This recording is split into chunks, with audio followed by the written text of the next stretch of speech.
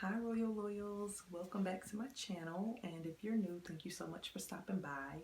Today we will be walking you through the process of how to create your own DIY photo collage on your wall. So put on your creative pants and stay tuned.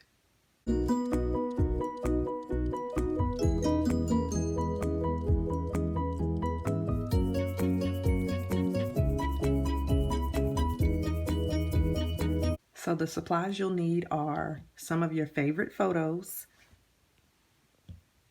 Search your favorite images on Google and then copy and paste them into a Word document and then print them out and cut them out. Go to your local Home Depot store such as Lowe's, Walmart in the paint section and get the free paint swaps. They're literally free. And then of course you'll need scissors, double-sided tape, which you can get from Walmart in the craft section, and a ruler to measure the spaces between the items that you're going to tape on the wall. I'd also like to suggest that you lay out the pictures in the shape that you want them to create on your wall beforehand. So you can create a heart, a square, a rectangle, whatever, but lay it out beforehand. And it may be beneficial to create the outline first and then fill it in. It really depends on if you want the small spaces in between each picture. If you don't want the small spaces, I would say start with the outline and then fill it in. If you do want the small spaces, then you are going to have to go about it another way, which you can watch the video to find out, because that's the route that me and Bria will be taking. Dang, Bria room sound empty.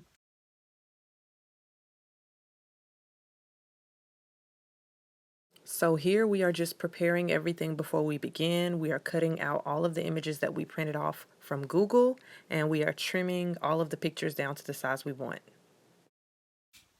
So now on to the wall placement. So I want to show you guys a trick that you can use if you have a hard time cutting straight edges. Literally line the ruler up.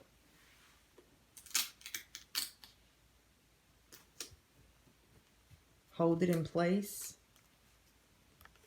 and cut against the ruler's edge.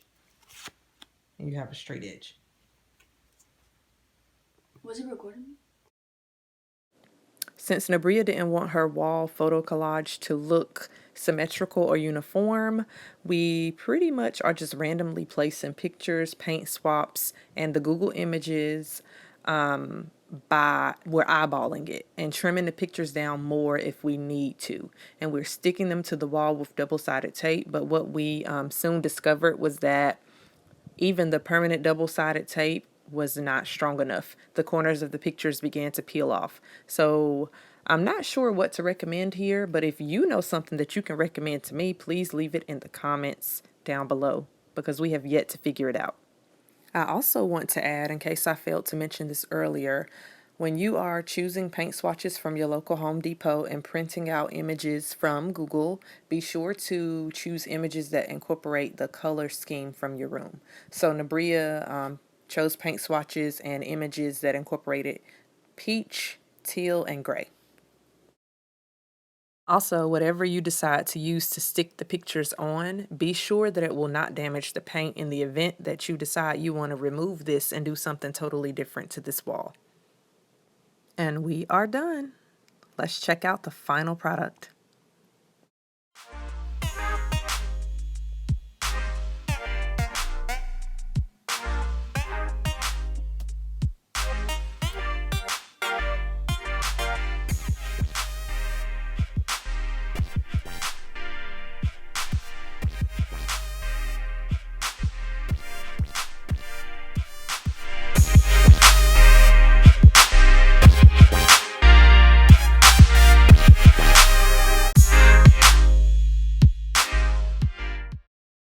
Also, to see Nabria's room reveal, check out my video entitled Nabria's Extreme Room Makeover. You're gonna love it.